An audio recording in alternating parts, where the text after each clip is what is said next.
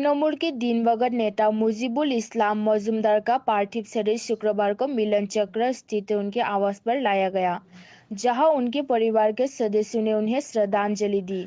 भाजपा विधायक सुदीप राय बर्मन और विधायक आशीष कुमार साह भी मौजूद थे। शांतनु सेन त्रिपुरा राज्य की तृणमूल संचालक समिति के संयोजक सुबल भौमिक और तृणमूल कार्यकर्ताओं के समर्थकों ने मुजीबुल इस्लाम को अलविदा कह दिया। विधायक सुदीप राय बर्मन जानसन ने मीडिया से कहा कि दोषियों के खिलाफ धारा 302 के तहत मामला दर्ज कर दोषियों को सजा दी जाए। बीजेपी विधायक सुदीप राय बर्मन ने तृणमूल कांग्रेस के कार्यकर्ता मुजीबुर रहमान की मौत पर आंसू बहाए, क्योंकि उन्होंने कई सालों से एक साथ राजनीति नहीं की है। রাজীব বন্দ্যোপাধ্যায় কলকাতা থেকে উনি করছেন, আন্দোলনরা তো সারাদিন ওইখানে ছিলই এবং ফিরে এসেছেন। ওনারাও আন্তরিক, আমাদের একদম মানে কতবার যোগাযোগ করছে। অভিষেক বন্দ্যোপাধ্যায়, মমতা বন্দ্যোপাধ্যায় নিজে করছে, আমরা আছি তোর পাশে, পুরো একদম সম্পূর্ণভাবে আছেন ওনারা। একটু মনটাকে শক্ত কর, দেখবি সব। ওর বাবা আমার সাথী ছিল, মানে ওই বাবা এখন সর্বক্ষণের মৃত্যু, দিনের পর দিন 25 বছর কাটাচ্ছি তারা, মানে ঘরের মতো একদম, মানে প্রতিদিন খাওয়া রাত 3টা পর্যন্ত আড্ডা মারছে।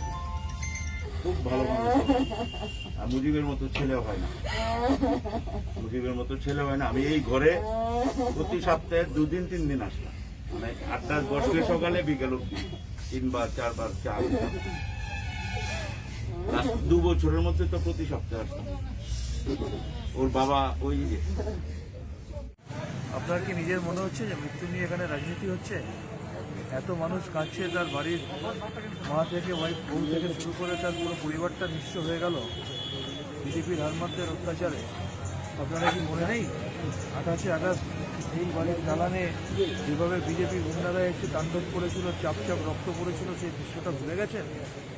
একটা মানুষকে, জলজান্ত মানুষকে আপনারা খুন করে মেরে দিলেন আর বলছেন মৃত্যু নিয়ে রাজনীতি। এই নির্মম হত্যা এবং এই পাপের ফল আপনাদের ভোগ করতে হবে, এবং এর শাস্তি ত্রিপুরার মানুষ আপনাদেরকে ইলেকট্রনিক ভোটিং মেশিনের মধ্যে দিয়ে কালকে। আপনি যে ভাইয়ের কথা বললেন, আমরা তো শুনেছি তিনি বিজেপির প্রার্থী ছিলেন, তার উপর রাজনৈতিক চাপ এতটাই পড়েছে যে তিনি নিজের ভাইয়ের মৃত্যুর খবর পেয়েও ভাইয়ের পাশে দাঁড়াতে পারছেন না, দলের হয়ে কথা বলতে হচ্ছে। এর থেকে দুঃখের আর কিছু নেই। বিজেপি ভাইয়ের মধ্যে বিভেদ তৈরি করে দেয়। আর তিনি যে মার খেয়েছেন, তিনি যে অত্যাচারিত হয়েছেন, বিজেপির হারমাতরা এসে যে তাকে মারধর করে রক্তাক্ত করে গিয়েছিল, তার হাড়গোড় ভেঙে দিয়ে গিয়েছিল, সেটা তো সবাই জানে। সমস্ত মিডিয়ায় তো সেদিনকে এসেছিল। হরিবুল সাহেব এবং শুভঙ্করকে এইখানে কীভাবে মারধর করা হয়েছিল, এই বাড়ির দরজাগুলো কীভাবে ভাঙা ছিল, ওইখানে অন্তত 100টা ভাঙা চেয়ার পড়েছিল। ওই বাড়ির ওই দালানটায় শুভঙ্কর রক্তাক্ত হয়ে পড়েছিল, আর ওই ঘরে মুজিবুর সাহেব কাতরাচ্ছিল হাত পা ভাঙা অবস্থায়। সেই দৃশ্য তো আপনারা নিজেরাই মিডিয়াতে দেখিয়েছেন। সেগুলো কি মানুষ ভুলে গেছে নাকি? মুজিববাবুর মৃত্যু দল কিভাবে প্রতিশোধ নেবে? দল প্রতিশোধ নেবে না। তৃণমূল কংগ্রেস রাজনৈতিক প্রতিহিংসায় বিশ্বাস করে না। এর প্রতিশোধ নেবে ত্রিপুরার মানুষ। ত্রিপুরার মানুষ আগামী বিধানসভা নির্বাচনে এর যোগ্য জবাব দিয়ে দেবে। মমতা ব্যানার্জি, অভিষেক ব্যানার্জি তৃণমূল কংগ্রেসকে সামনে রেখে শুধু সময়ের অপেক্ষা। মুজিবুর ইসলাম মজুমদার একটা নিপাট ভদ্রলোক, সজ্জন ব্যক্তি, তার কোনো শত্রু নেই। কিন্তু 28 আগস্ট 2021 এই বাড়িতেই দুষ্কৃতকারীদের হামলার প্রেক্ষিতে ভীষণভাবে, গুরুতরভাবে ও আহত হয়েছে, তো বেধড় মারধর করা হয়েছে। এবং কলকাতা যাওয়ার আগে বিস্তারিত ঘটনাটা আমাকে বলে গেছে। ও তো হাত ভেঙেছেই, তাকে ফেলে বুট দিয়ে তার বুকের মধ্যে জোরে জোরে মারা হয়েছে। এই যে তারপর আর সে রিকভারি করতে পারেনি।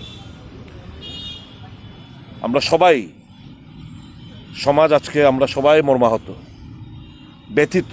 এরকম একটি ভদ্রলোক রাজনীতির আঙ্গিনায় পাওয়া খুব দুষ্কর। তার উপর আঘাত আনা হলো। আজকে আমার দাবি থাকবে ইনভেস্টিগেটিং এজেন্সির কাছে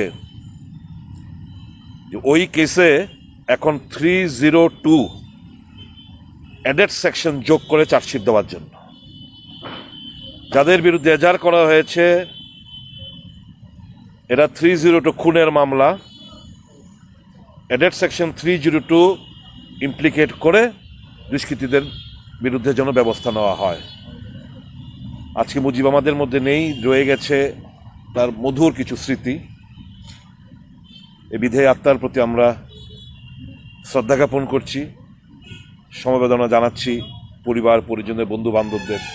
দীর্ঘদিনের একটা সম্পর্ক, একদম ছোটবেলা থেকে মনসুর আলী সাহেব আমাদের বাড়িতে যেত, মুজিব, আমরা তখন ছোট, মুজিবও যেত, সে থেকে একসঙ্গে বড় হয়েছি, একসঙ্গে রাজনীতি করেছি। আজকে ও নেই আমাদের মাঝে, এটা ভাবতে খুবই আমরা মানে মেনে নিতে পারছি না এই হত্যাটাকে। কাজেই আমার বিশ্বাস বিদেহী আত্মা বিচার পাবে।